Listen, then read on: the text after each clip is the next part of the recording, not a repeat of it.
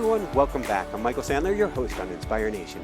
If you've ever wanted to live a healthier, happier, more energized life, then do we have the Charge and the Energy Body show for you.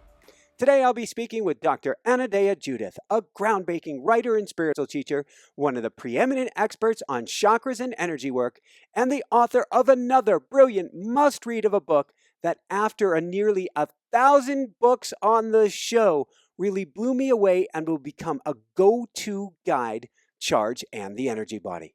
And that's just what I want to talk with her about today, about the vital key to healing your life, your chakras, and your relationships.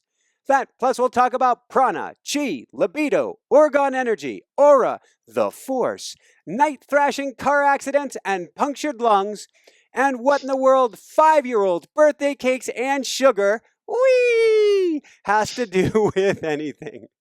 So welcome back to the show, Anodea. Are you ready to shine? I am, Michael. Thank you so much for that warm, charged up introduction. I'm all charged up for you. Woohoo! And we're quite charged up as we just had all the fire alarms going off here. And I wondered if that was the home's way of releasing energy before the show.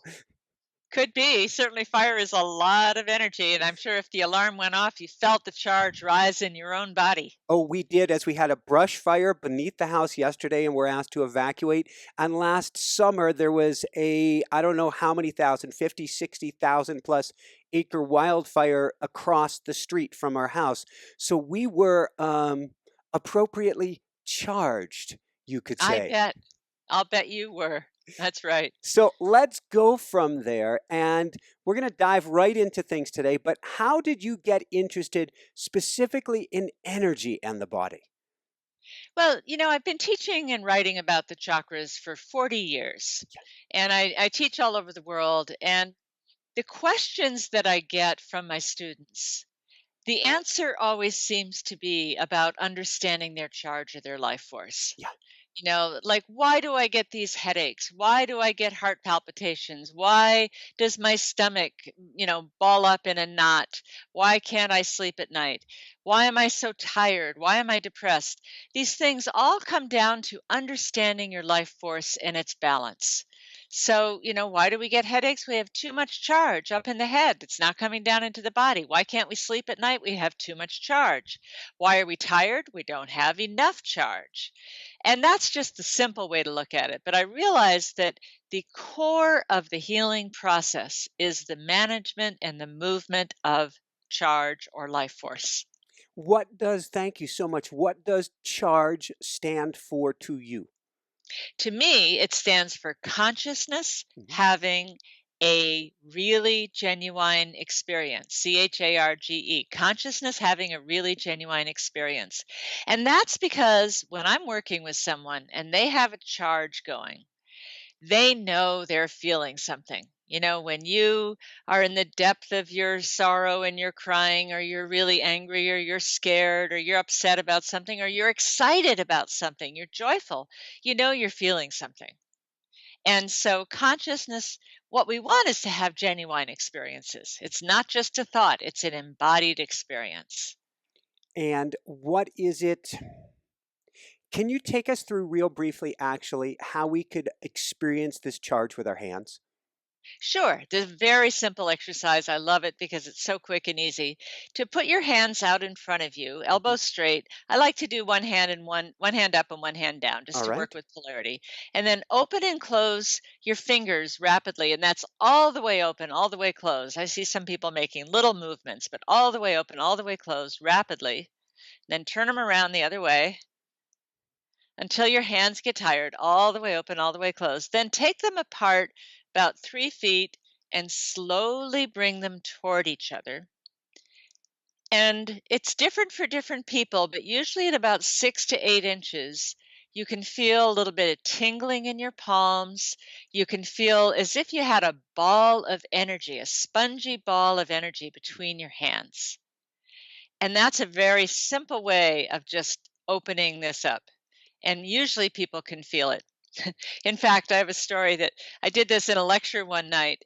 And at the end of the lecture, this woman came up to me and put her hands on her fists and said, "Anodea Judith, you ruined my life tonight." And I said, Oh "Oh, no. excuse me? What did I do? I'm so sorry." She said, "Well, you know that hand exercise?" I said, "Yeah." She said, "Well, I felt that." And I said, "Yeah." She says, "Well, I'm a physicist and I can't explain it." Oh no. So, She needs to we start busted taking the some paradigm a little. she needs to start taking some tai chi or qigong at the very least. It's going to blow her mind. That's right. That's right. So Which is is all about moving energy too. yeah, Tai Chi and and Qigong. that's what I learned from a Tai Chi master, and so I can't say if it's a Tai Chi or Qigong exercise to do that and kind of like kneading the dough starts to bring that energy into what feels like to me a rubber ball, and then you can actually collect it, scoop it, and breathe it right into your heart, or like Mr. Miyagi in Karate Kid, put it into a place that needs healing. That's right. That's right. So we generate the energy and then we put it where we want it.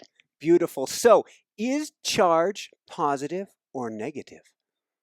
Well, it can be either depending on the configuration of your own thoughts and programming. Mhm. So let's just take the energy of anger, for example. Yeah. Most people might consider that negative, but if someone is doing you wrong and you need to set up your boundaries and assert your edges and assert your will, then anger is a positive force. People would say excitement, oh, I'm all excited about something, is a positive energy. But, I had kids, and if we drove cross country with three excited kids in the back seat, that wasn't such a positive experience. So it really all depends on the context. Unfortunately, we think when it comes up as fear or sadness or something like that, we think of that as negative. But if we can reframe and say, oh, that's just energy, Yeah. and it's my programming that says it's negative, then we can more directly experience the energy without trying to shut it down. Thank you. And speaking of shutting down, and we're going to come to my wife quite a bit today. It's just the way things are going to go. I want to talk about how charge gets blocked in our childhood. For myself, I was the kid, I was brought to the psychologist, psychiatrist, whomever early on in life because my parents would say I would blow up. I would have no means of healthy expression of energy, and so energy would barf out of me. My wife had the reverse, grew up in a very conservative Asian household where she was not allowed to express, That's and right. her energy would shut down. And those are two ways of managing energy from the best we can do as children. And so I think of, throwing up as the ultimate no. I don't want this. Get it out of me. So you were saying no to something. I don't know what. And that, and often, when a child is receiving the charge of their parents, the child is only, 2 feet high and the parents are 5, 6 feet high. That's like a 17-foot giant to our adult height. Yeah. And they're throwing their energy at the child. It could be the adult's anger. It could be terribly unfortunately, but the adult's sexual energy that doesn't belong on the child, or the adult's grief about something. That's too much for the child to metabolize. It's not their energy. And so it hits the metabolic center, and that child may have trouble metabolizing food. Well, and when I say throw up, not literally, I was blowing up. I would Yeah. rip banisters off of the wall and do all of these things, but I was told blood sugar challenges. Oh, yes. Yeah. Yeah. So you could have been reacting to, sugar. You could have been reacting to things you were allergic to in your body, and your body could not metabolize that energy. So it had to get rid of it in some way. So Oh, go you've ahead. mentioned the two things that people tend to do with charge. They either shut it down and pack it into their body somewhere, or they try to get rid of it and discharge it. Yes. Now, either of those can be right for certain circumstances, but when they become the habit, they create imbalances after a while. So what does that mean to become overcharged or undercharged then? Well, Everyone has what I call a comfort zone. Mhm. It's where they are comfortable being. And some people are only comfortable at a high charge. They have lots of energy. They can handle a lot of challenge and responsibility. They might be CEOs of a company or kindergarten teachers teaching a room of 35-year-olds, not 35-year-olds, but 30 kids age 5. And good luck Um, on the birthday when the sugar cake comes. Oh, I know. That's just where the kids go wild, but it takes a lot of charge to do that. But those people might be uncomfortable in a quiet moment. They don't know how to sit still because they're overcharged. And it's as if if you just pinch them, they're going to burst. You know, one more thing and they're going to blow up. So that's overcharge. Other people are chronically undercharged. They don't have enough energy. They might be cold. They might be feel tired and sluggish, kind of futile. Or what's the use? I don't really care. Maybe a little vacant in themselves, like they're not really as fully there. And the good side of that is the undercharged people are generally peaceful and flowing. They can relax. They can chill, Yeah. you know, and they can meditate. They can sit still and meditate without trouble. A high charged person has trouble sitting still and they say, "Oh God, I can't keep my thoughts from happening." So they both have their advantages and disadvantage. But the low charge person might feel uncomfortable when the charge gets a little too high, like, "Ooh, that's enough. I could not speak in front of a group of people." And in some ways, they're saying I couldn't do it because my charge would go higher than I could handle. Yeah. So, and I want to talk with today about changing or expanding, going back to Tai Chi here, expanding our comfort zone. Before that, maybe you can let us know um, how do charging activities bring energy from the outside to the inside, is it? And we're looking from the periphery to the core. What can you tell us about this and discharging activities as well? Okay. Well, Alexander Lowen, the father of bioenergetics, said humans can only function with a balance of charging and discharging. Mhm. So we want to do this in balance. And the simplest way to think of that is we inhale, we're taking energy from, air from in the room to Mhm. inside our lungs. So that's a charging, and exhaling is a discharging. You might go, ah, with a big sigh, and that's a discharge. So we do that 20 times a minute, right? And you can't just inhale and you can't just exhale. It goes back and forth. So, charging can be anything that comes from the outside in: eating, Mhm. breathing, listening to music, reading a book, watching a movie, listening to someone in conversation, taking in the beauty of nature. Anything that you're taking in can be charging, positive or negative. Sometimes you read the news and it's taking in something negative, and again, that's our framework. Yeah. Discharging is anything we're taking from inside ourselves and putting it out there. So, exercise is discharging, singing, um, speaking. As I speak my thoughts right now. I'm discharging. When someone talks about something near and dear to their heart, they get it off their chest. That's a discharge. That's why they feel some relief when they do that. A good cry is a discharge.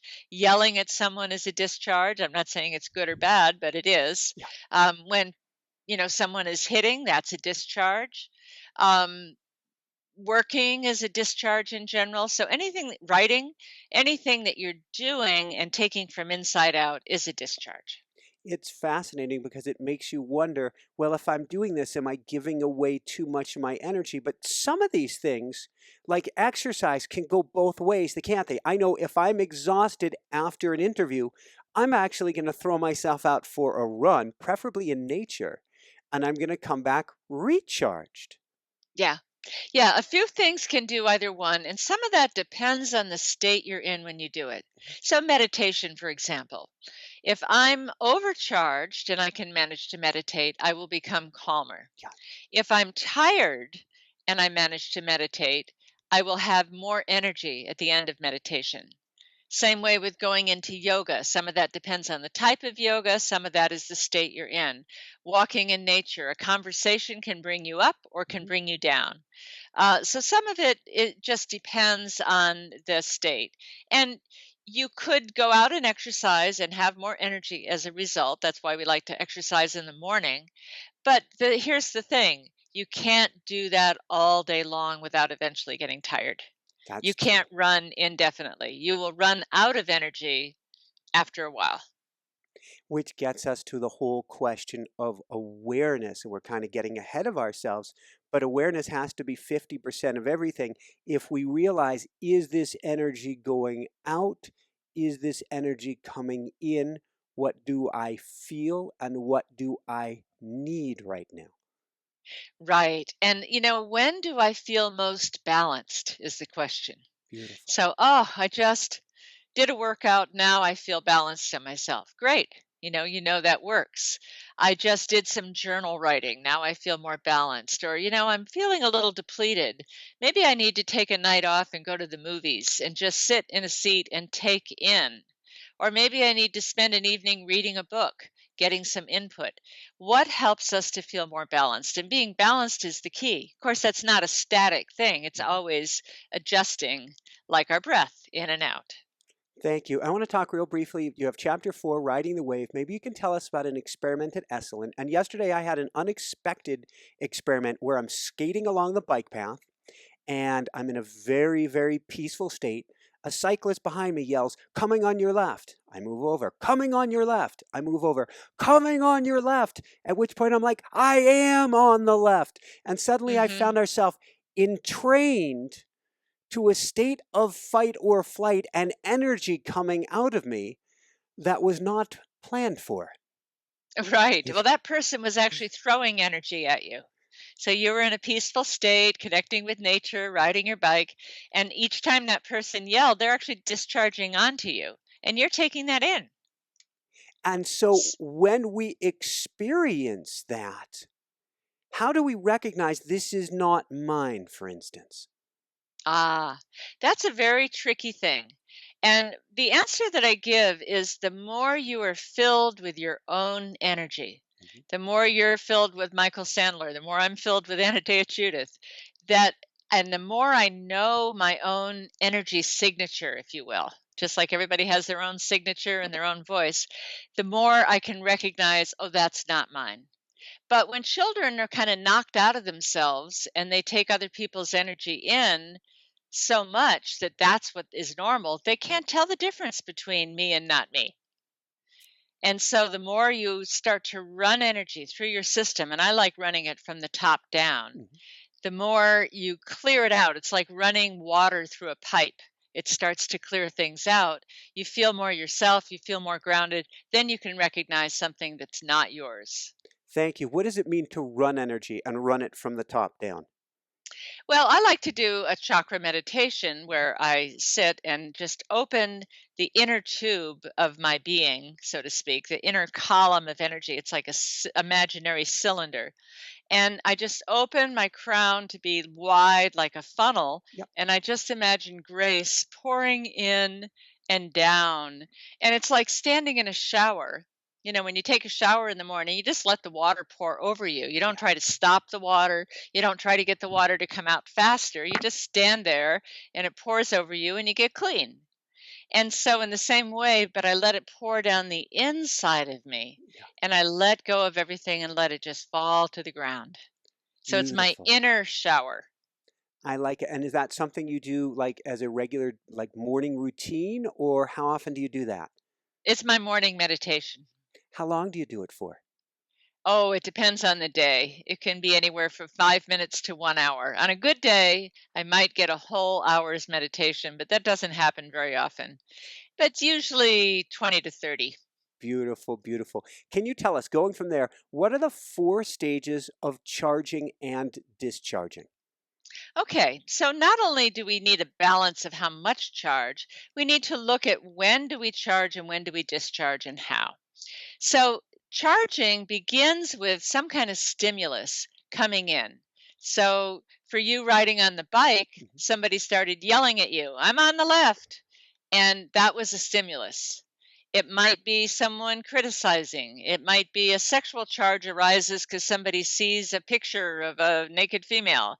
It might be anything that stimulates us Yeah. brings up the beginning of a charge. So when that happens, if we continue to engage with the stimulus, Mhm. you meet somebody at a party, there's a little energy, you start flirting, you continue to engage with that, the tension will build between the two of you. And so, oh, yeah, she's pretty cute. And you start flirting, and then there's a little sexual tension that builds up. That is the tension phase. That's the second phase. Yeah. If we don't engage with the stimulus, we say, don't talk about that around me. Well, then we just shut it off and it doesn't build up. So the tension will build up to a point of discharge. Then we let go. And that point of discharge is different for different people. Some people discharge very quickly, some people hold it a long time. But I'll just even say in a therapy session, the stimulus might be, okay, let's talk about your father Yeah. or whatever. And then as we engage with that subject, the feelings come up. There's more tension in the body. It might be anger or sadness or something. And then it comes to a point where the client discharges. They have a good cry, or they really feel their anger and they hit the pillows a little bit, or they express something. That's the discharge. And then after the discharge, it kind of slides back down the hill to a point of relaxation. Mhm. And that's where things sort of zero out and become normal. And you can see this pattern in lots of different things, Yeah.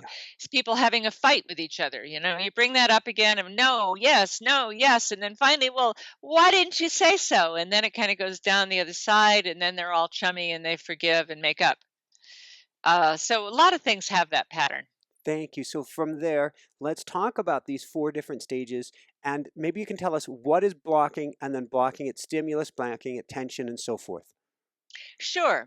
Well, a lot of people block at the stimulus phase because they don't think they can handle it or they're overstimulated already. So maybe somebody comes home from work and there's three kids bouncing up and down going, Mommy, Mommy, Mommy, I got to tell you. And go, wait a minute. I can't take anything in until I sit down and have a cup of tea, and then I can take it in. Or don't bring that subject up around me. Or in some cultures, don't show a woman's face or even their ankle. It's like don't let any stimulation come in. So some people block at that level. Other people, most people don't. But then when the tension starts to build, let's Mhm. say the argument starts. Oh, there you go, saying that thing again, and I'm saying my thing, and they go, I'm not going to talk to you. And they just kind of walk out. Or they flirt at a party, and then if the flirting gets a little more, they go, oh, I'm out of here. So in some way, they cut it off before it's able to build to a peak. Now, sometimes that's not a bad thing to do. If you think you're going to hurt somebody in anger, better that you cut it off before you get to that point. But if we do that all the time, we don't reach the full crest of the wave and we don't have a full discharge. Now, many people block at the discharge level because they were told as a kid, you're too much, there's something wrong with you, you're always, discharging, you're so sensitive, you're a crybaby, you're too noisy. And so that child learned, oh, I better not let out what's in. And so they block the discharge. And then later, they might have trouble letting go of things and they stay stuck. It also makes me think, and this we'll flirt with the PG side of things, but women who can't reach climax, for instance, I'm Exactly. guessing there's a block. That's right. And the climax is a discharge, a sexual discharge. Then the fourth stage, relaxation, and when I learned this, I noticed that I was one of these, that after doing something, I was on to the next thing. I didn't really allow myself to relax. I didn't really allow downtime. And if we don't allow that relaxation, well, we get depleted after a while because there's renewal in that relaxation. It's fascinating to me when we think of like Savasana. So you finish a beautiful session of yoga, you're there, you're kicked back, and you're like, ah. But in the Western society, it's about 30 seconds long, and then they're like, all right, let's go. And you're like, but wait, I Yeah. want to sit in the bliss now. And there's some people that go to the yoga class as soon as it's time for Shavasana, they roll up their mats and go home, and they don't take time for that relaxation, So, or they fidget all the way through it. and this has to do with, and I really want to talk about this now, the comfort zone. What are our different comfort zones? Or really, to me, I've been thinking about this concept lately about set points. It's Yeah, taking us outside of our set point. that's right. Well, so when we block energy, we create even physical muscular tension.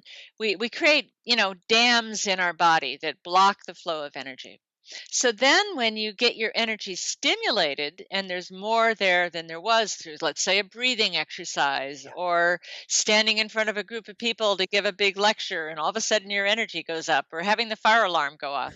When charge arises, it will push up against the block wherever it is. That block might be in your chest, Mhm. it might be in your throat, it might be in your hips, but the charge will come up and push against it. That is very uncomfortable. No one likes the way that feels because the charge is trying to push through the block, Mhm. and the block says, "Oh no, I've got to hang on to keep you safe."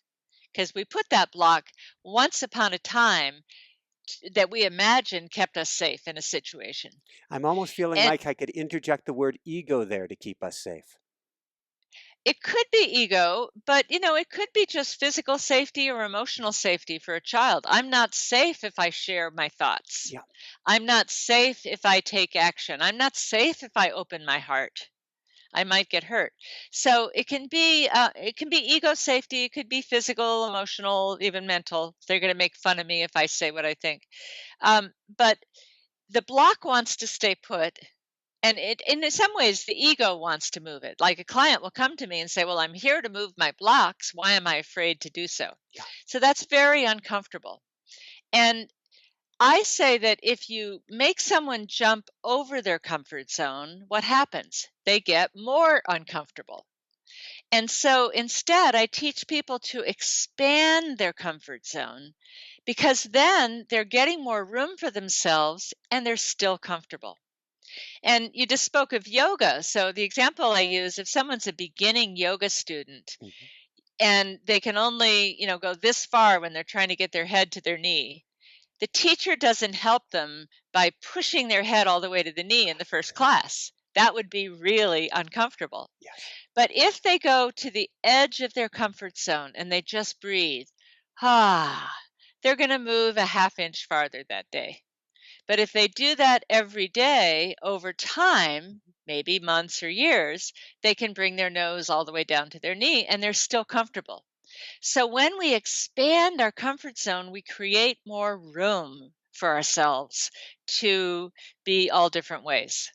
Beautiful. Let's actually, and I'm like that you said expand because you have an exercise early in the book. Maybe you can share with us about cultivating awareness of the charge by exaggerating the charge within us. Right, right. That's a wonderful exercise. It's one of the most basic exercises I use. Is that, people say, "Well, what do I do to break through this block?" Now, it may seem counterintuitive, but you exaggerate the block. Not what you want to get through it, but the block.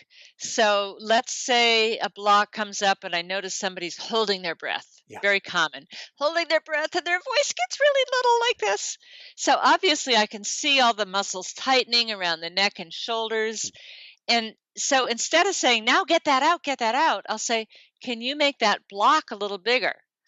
"Okay, I'm going to do it even more. I'm going to do it even more." And they slowly go as much as they can. Yeah. Sometimes I'll say, "So what message is that?" Maybe there's a message, maybe there isn't. Mm. But the way to undo the block is to slowly, and I mean about this fast, Yeah. relax it. And just follow your body. Now I'm going really incrementally slowly, and my shoulders are coming down. Mhm. And if I follow a client through this, it leads to something new, like a deeper breath, or "Oh, I feel safer now," or a warmth or a tingling moving through the body.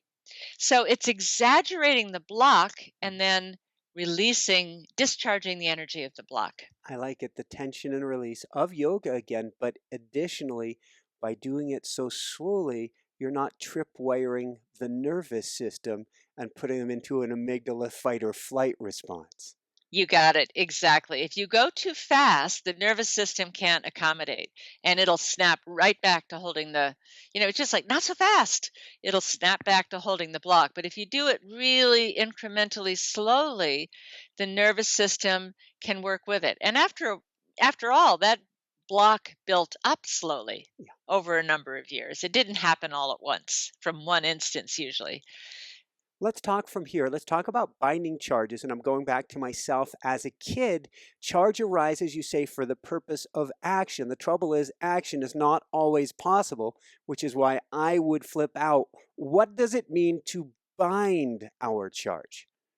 Well, binding it is like tying up a package and wrapping it around with string so nothing's going to get out. Yeah. Binding it means trapping the charge someplace in your body mind complex. The usual place is in the body somewhere. Mhm. Might be in muscular tension, it might be in layers of fat. A lot of people put on weight in order to bind the charge. It might be in tension in the jaw. But it can also be in behaviors, Mhm. repetitive behaviors. It can be in addictions, like smoking is a way to bind the charge. It can also be in repetitive thought patterns. That's a way of binding the charge. Obsessive compulsive thoughts or actions are a way of binding the charge. What is the harm of binding a charge, and what do we want to do about it? Well, the harm is the charge is blocked and then not available to us. Mhm. So one is it costs us. So let's say you have, 5 grams of charge per se, it's just a metaphor. You need at least 5 grams to hold it back. So there's 10 grams that's not available to you. You have 50 grams of charge that you have to hold back. You need 50 grams to hold it back, and then you're out 100. So one is it traps it and it's not available. The other thing, it creates tension and pain and disease in the body after a while. So if you're always blocking charge in your neck and shoulders, you Mhm. might start to get sore throats. You might start to get a lot of shoulder pain. Um, you might get a lot of jaw pain. If you're always blocking it in your belly, you might get digestive disorders. So wherever we're blocking, that starts to decay after a while. So when we figure out, when we cultivate this awareness, we're going to go to shoulders, and I'm picking on or with my wife a bunch today, and that is actually where she carries her tension, is in her shoulders and her neck. And if you massage her there even gently, she's like, oh, so sore, particularly the right side. When we recognize that, how do we unbind that? Okay, so you mentioned earlier that she grew up in a family where she couldn't express. Yes. And so, where do we express? Out the throat. So, if we have to block the charge coming up from the body from coming out of the throat, we have to cut it off right here. And then the charge gets bound in the shoulders because that's what we haven't released. So, how do we unbind that? To have her exaggerate that block in the shoulders. What is she doing muscularly to make the block, even though she's not doing it on purpose? Mhm. When you make it on purpose, it takes it from the unconscious to the conscious. So, oh, I'm saying, I can't talk, I can't talk, I can't talk. And let her exaggerate that and then slowly relax it. And as she does, some of that charge will start to move through by itself. Beautiful. I'm going to think about her, and her right wrist tightens up as well. So maybe an answer is to actually tighten and focus on pull the hand in, pull the hand in. It's almost a fist. It's kind of interesting. And there's probably some meaning behind that. Hold, hold, hold, and then very, very, very gently release it. That's right. And usually, any part of the body tightens. If you follow it, there's a whole body response. Like somebody might feel a pain in one shoulder and not the other. I say exaggerate it. And they start to do this. And then next thing you know, they're turning. And next thing you know, they're curling up in a ball. And that's a whole response. And then slowly they will undo that. Thank you, thank you. Let's talk a little bit more about overbound and unbound. And I was watching this week, we're going to go to my wife again. We had a very um, high charge week, a bear, a fire, mother-in-law visiting with pneumonia, me getting over a fever, us going out on a hike the day after mom gets rid of her fever, and us having to go across snow-packed, icy things where we're like trying to hold her so she doesn't fall. And now after that, Jessica, is a puddle of low charge.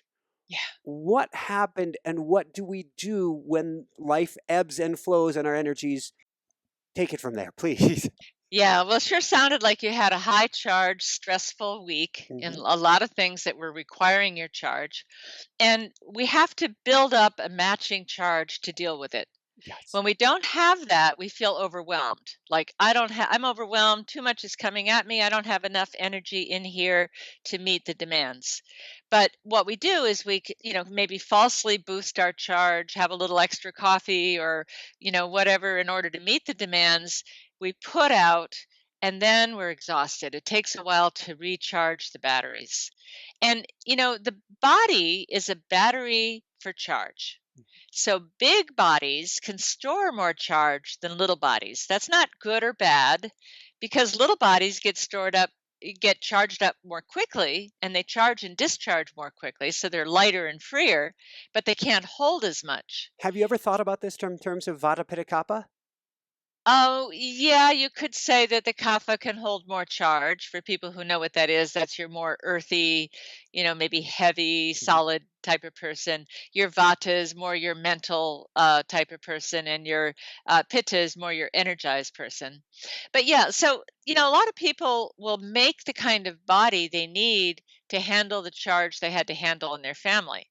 So, a person who is, you were talking about your wife. I don't know what her body's like, but if she's thin, she doesn't have extra storage for that charge. So after a week of putting it out, she's got to really just rest and recharge. A heavier person puts it out more slowly, Mhm. but they have more reserve. That makes sense. All right, I want to start dealing or talking about tracking our charge, everything of this sort.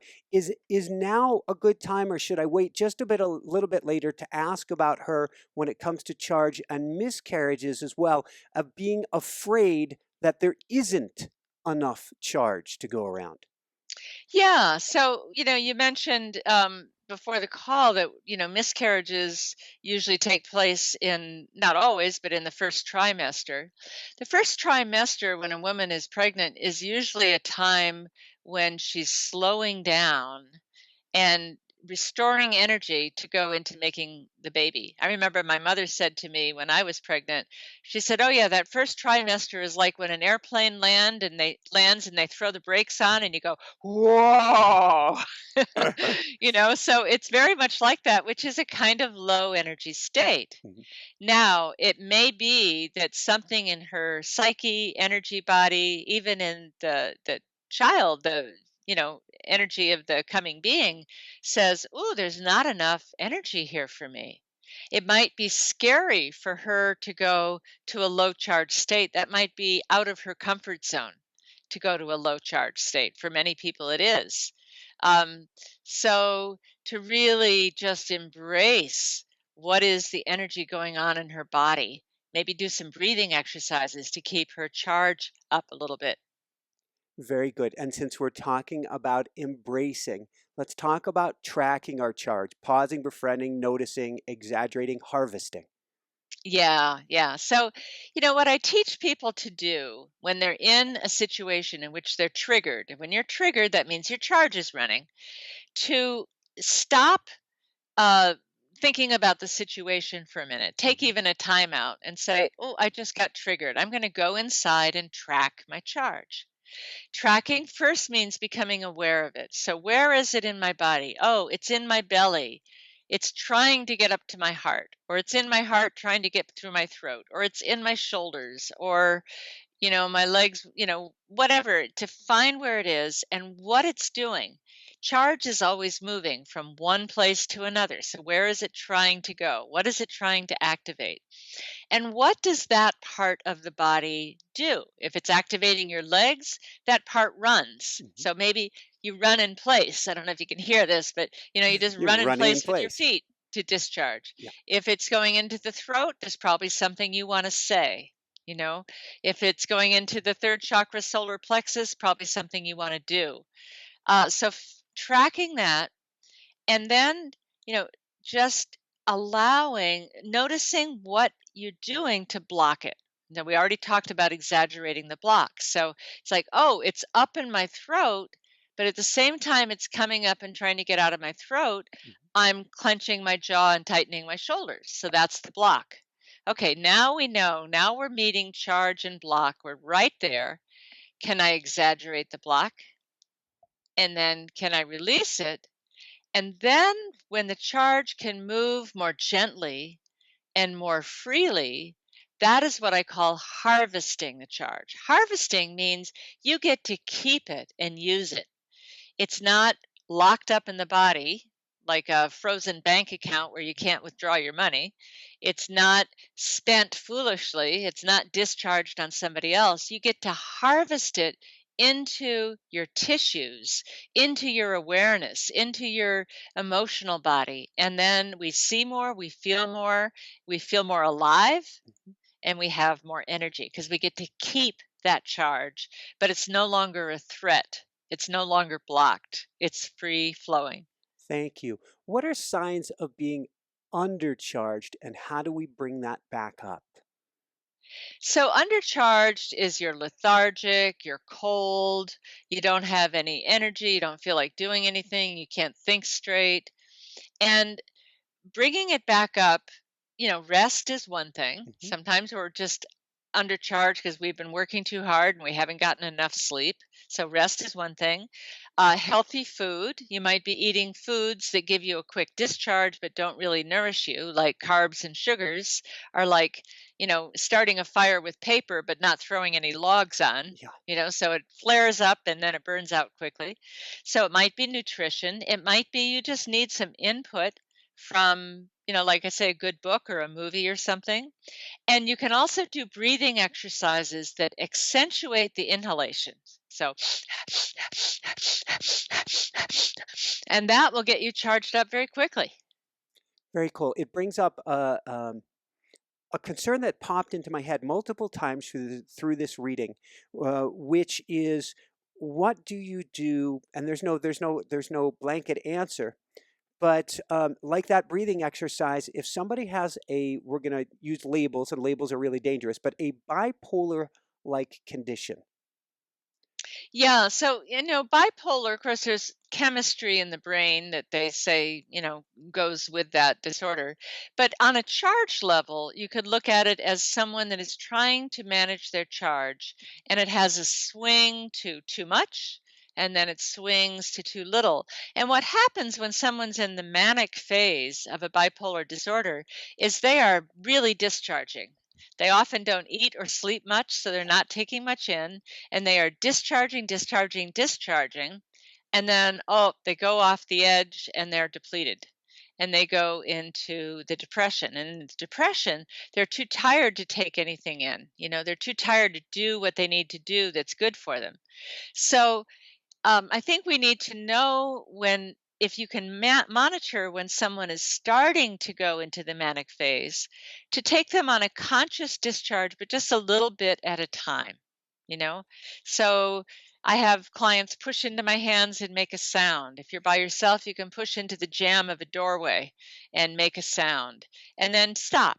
And then do it again and stop. So do it slowly, so we're really learning to manage and master our charge. Beautiful. Maybe you can tell us a little bit more about ways to discharge. And what's been interesting is the last few weeks, as I was going through this tick fever, I would late at night for going to bed, or not late, but I'm trying to get to bed super early, or in the morning, Jessica's wanting to get up. I'm still exhausted, and I did something I'm not known for doing, but I would go grrr. And then I would smile, and I'm like, I don't know why that feels so good.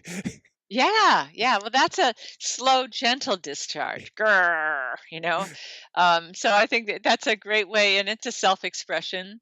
Um, yeah. So what we want to do is become the master of our charge. That it's not running us; we're running it, and we can harvest it into our tissues. We know when to discharge.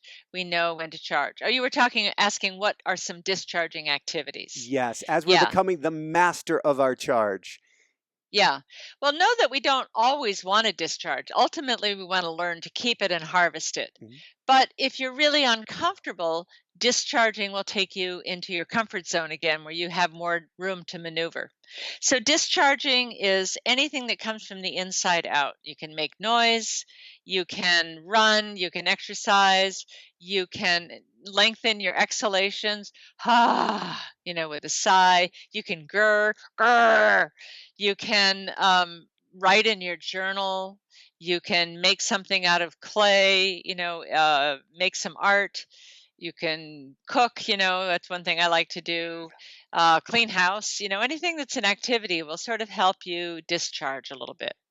Beautiful. Let's go from there. Let's talk about owning and managing your core. And you say the ultimate goal of learning to master your life force is to be able to live in the center of your charge. Yeah. That's what it means to be in charge.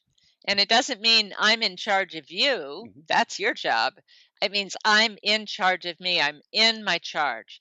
So, as I work with clients, I find again and again, or even students, that when their charge comes up, they do something to get out of the center of it. They go like this, they turn their head to the side, they step on one foot, they twist in some way.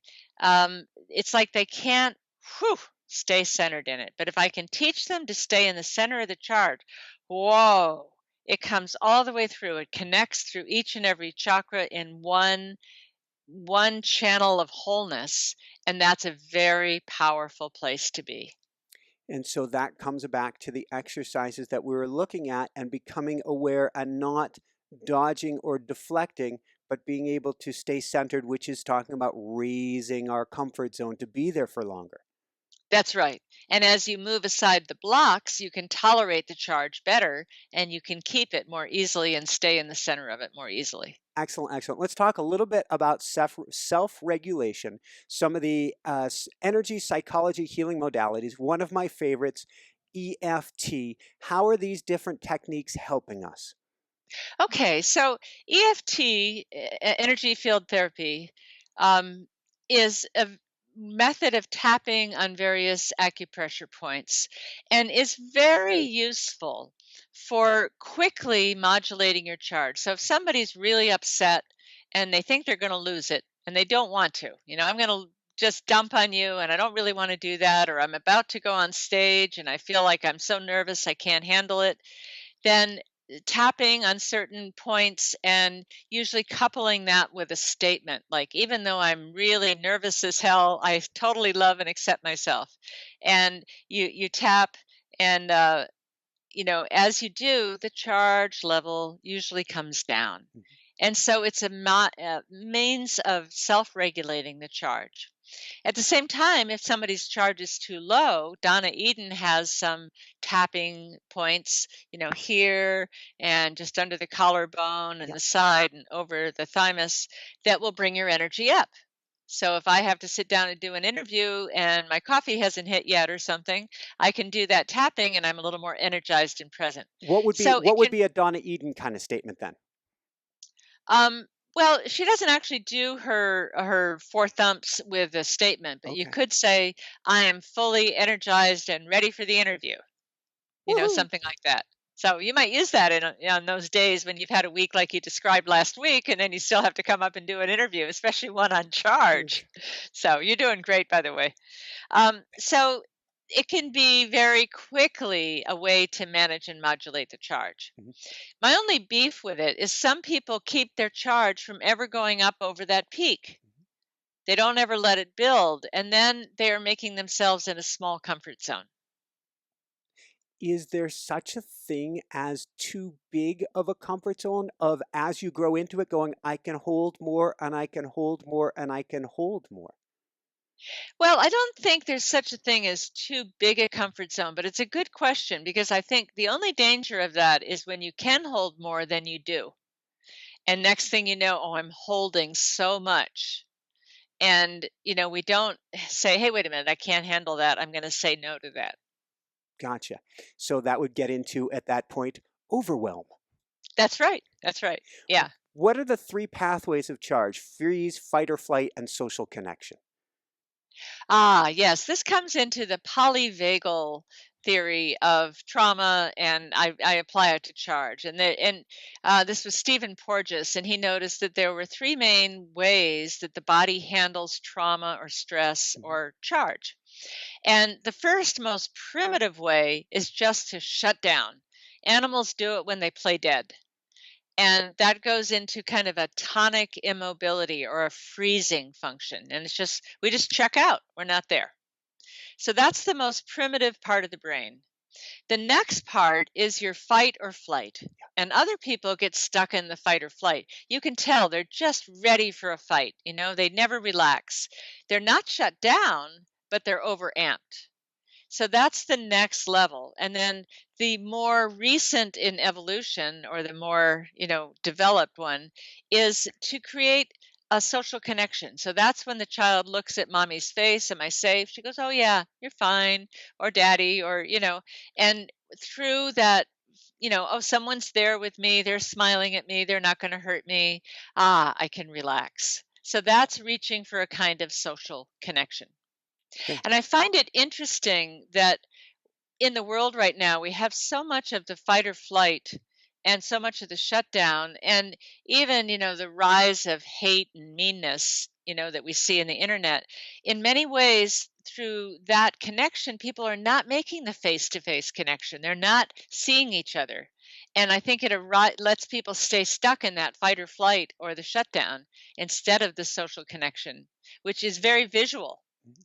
Yeah, it's interesting. It gets to in this section of the book, you're talking about trauma, releasing trauma, renegotiating trauma, and here you're talking about societal traumas that Yeah. haven't been addressed. And in essence, we need to facilitate small discharges there and help people get back in their center or core as a society. That's right. And, people who feel marginalized in society, they develop a lot of anger, but there's nobody to get angry at, or they don't dare, get angry at their boss because they might lose the job they have and they need it to pay the rent. I mean, the whole situation. So then there's a lot of, say, blocked anger in the Mhm. culture. And then you can have a figure come along and do a rally and marshal all that anger towards something and create a tremendous field that can be used for good or ill. Fascinating, positive, and ooga booga all at the same time. That's right. When you're working with somebody, how important is it that you look for their traumas to find out where they're holding charge or it's bound up? Well, I work the other way around. I'm always watching Yeah. and tracking the charge. So it's not only teaching the client to track their own charge, Mhm. but I've worked with this for so long. I'm a master at tracking somebody's charge. I can see the subtle movements. And so I don't even need to know the trauma. It's helpful if I Mhm. do. I know where the landmines are if I know the trauma. Um, but at the end of the day, what is the problem currently? It may have been caused by the trauma, which was a long time ago and is all over with. Yeah. What's here today is where you blocked yourself because of the trauma. So the healing is to unblock that. And that's sitting right in front of me when I'm working with a client. So I can help them move that. And it may connect to the trauma and it may not. But if I can get the charge to move, they're free. I love it. The work that I'm doing, I'm saying it's all energy. The exact specifics aren't as important as we go after the energy. That's right. On that note, then, top 3 tips for mastering our charge. Well, first of all, to learn to track it. To notice when it comes up, oh, that's my charge, to befriend it instead of saying, oh, I got it, that's something bad, I'm upset, I'm weak. Oh, that's my life force. Hello, life force. Welcome into my body. So the first step is to, notice it and befriend it, be a friend to it. The second one is to find your blocks and exaggerate and melt the blocks. And the third is to harvest the charge. Beautiful. On that note, what advice would you give to parents to help their kids with mastering charge? Ah, yeah. So children are just trying to handle their charge in their little bitty bodies. And what parents tend to do is make the child wrong. What's the matter with you? What's wrong with you? You're so noisy. You're so loud. You can't hold still. you don't do anything right. You probably heard some of this growing up, right? Well, mom would say if you, what is it? Something like, "Don't cry, or unless you want some, I'll give you something to cry about." There we go. Oh, isn't that crazy? Yeah, yeah.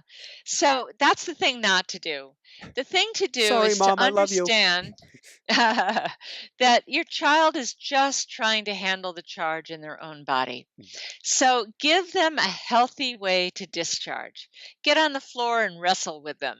Take them outside. Let's say go for a run together. Let them throw a ball or break some dishes you get from the thrift store. Let them discharge. And then you can be with them. Most parents, when the child is in the middle of a discharge, they try to stop it right there. Stop that. Be quiet. And the kid's in the middle of this discharge.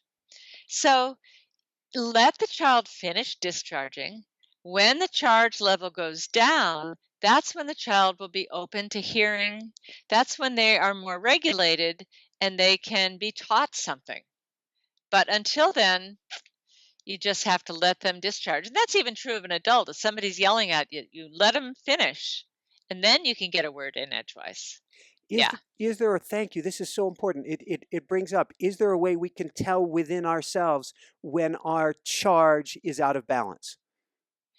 Well, if you are self aware, yes. And really, the key is you feel uncomfortable. You are it's normal for people to have moments of overcharge and moments of undercharge. We're tired at the end of the day, that's normal. But if you're chronically tired, chronic fatigue or depressed, then it's out of balance. If you're chronically high stress, high energy, can't settle down, can't sit still, then it's out of balance. So I think it's what is fluctuating or what is chronic.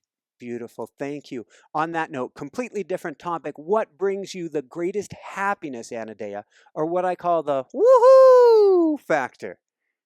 Oh, I think creating beauty and also seeing that moment when I'm working with a client or a student where they are fully in their charge, they're in their aliveness, the aha moment that happens when everything connects up. I love it. On that note, where can people go to find out more and to find your beautiful book? And I personally am going to be rereading and rereading because I want to become a master at watching other people's charge, because I think this is one of the root causes that we're missing. Oh, It's I think so so too. important. And that's why I chose the word charge rather than prana or chi or libido or something, because it's something everybody can relate to. I would like that to become a household word so that people can say, oh, wait a minute, I feel really charged when you said that. Let me sit with that a minute. And we know what that means. So that's my goal in this. I And love it. people can find out more, AnodeaJudith.com, ANODEAJUDITH.com is my sort of catch-all website, and Charging the Energy Body. Well, you've got the book cover right behind your head, and that is available there. There's some videos that you can download about it, and I've got live workshops. I don't know when this will be aired, but you can find that on my website, AnodeaJudith.com. Fantastic. And before we jump into some sort of a meditation, any last words of wisdom you want to share with us, Anodea? Well, just that the charge is golden. It's just like money. You don't want to spend it frivolously. You Mhm. don't want to lock it up in an account that you can't touch for 50 years. And some people do. It hasn't been touched in 50 years. You want to be able to harvest it and keep it. So don't spend it foolishly. Welcome it as your life force. Focus it, focus it, focus it, I would guess. Yeah. Focus and allow it to move. Woohoo! So, Woohoo. so then, would you have a meditation you wouldn't mind sharing with us? Sure. Sure. Okay. About how long should we go for that? Uh, let's say 5 minutes if you've got the time, up to 8, somewhere in there. Okay. All right, good. All right, so I invite everyone to close their eyes and uncross your legs so your feet are flat on the floor, if that's possible. Yep, if you're driving, do this later. If you're driving, do this later. And just take a moment to come into your breath and let your breath out all the way, even with a little sound. Ah, discharge any tension that you're taking through the breath and the sound. And then take a new breath in and breathe it all the way up to the crown of your head. fresh, sparkling new charge, and then again, letting it all the way out, maybe a little farther than you think, and then taking in a little more breath. Taking in a little more breath than you usually do, filling your belly, then your chest, and all the way up to your shoulders, and letting it out. And as the breath comes into a softer regulation, allow yourself to just feel the body that you are. So begin tuning into your body and noticing any sensations.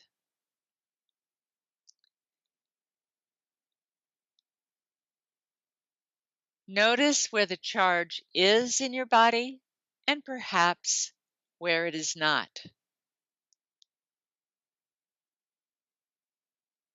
Maybe you feel it up in your head and not in your feet. Maybe in your belly, but not in your hips.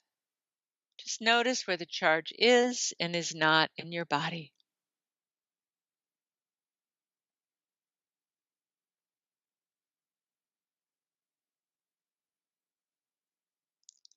Say hello to that charge and welcome it.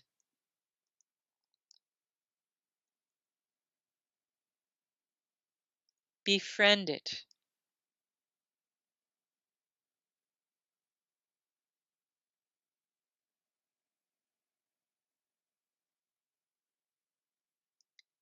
Notice whether you are blocking it with some part of your body.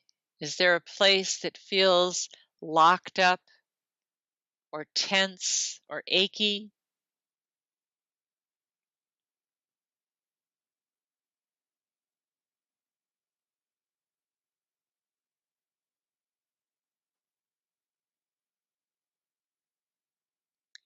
And notice what you are doing inside, energetically or muscularly, to create that block. And begin doing that a little bit more. Whatever you're doing energetically, do it a little more, a little tighter. See what other parts of the body follow along. And slowly increase it until you get to a point where you can't increase it anymore.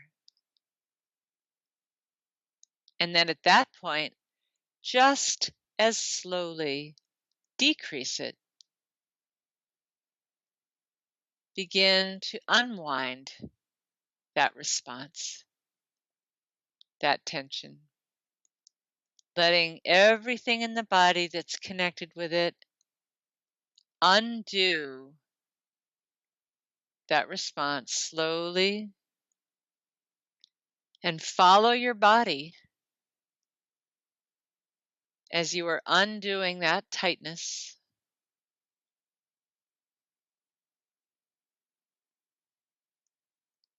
Until that feels complete. There's no farther to go.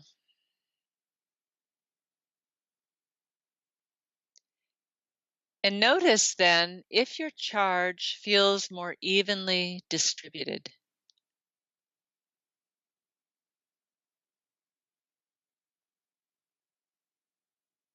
Do you feel any tingling or warmth or a softening?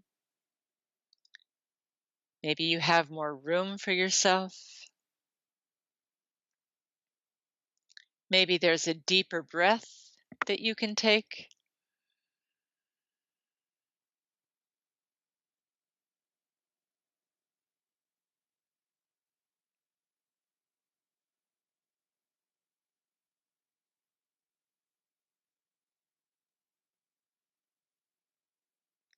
And allow yourself to harvest any charge that you just made room for.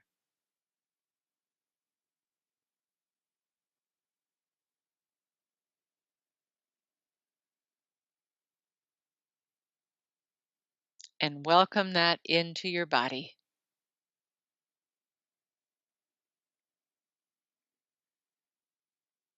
Namaste.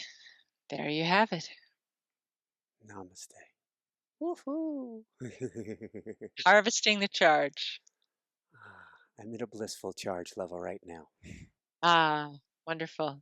Thank you so much, Anodea. This has been absolutely beautiful, and I cannot say enough positive words for everybody to go out and get this book, because I think if you just understand this in yourself, magnificent. If you start to understand it in your kids, in your loved one, in your coworkers, then your whole world changes.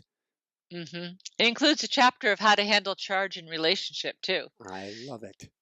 Yeah. Well, I hope, Michael, that you have a week that's a little calmer than last week, a little easier, and that you and your wife have a blissful harvest of charge. Woohoo! Thank you, Anodea. So for everyone out there, this is Michael Sandler saying, be well, have fun, get charge in the energy body, and begin balancing your charge today and shine bright. Woohoo! Thank you so much, Anodea. Thank you. Oh, it's great to have such intelligent questions. It's wonderful.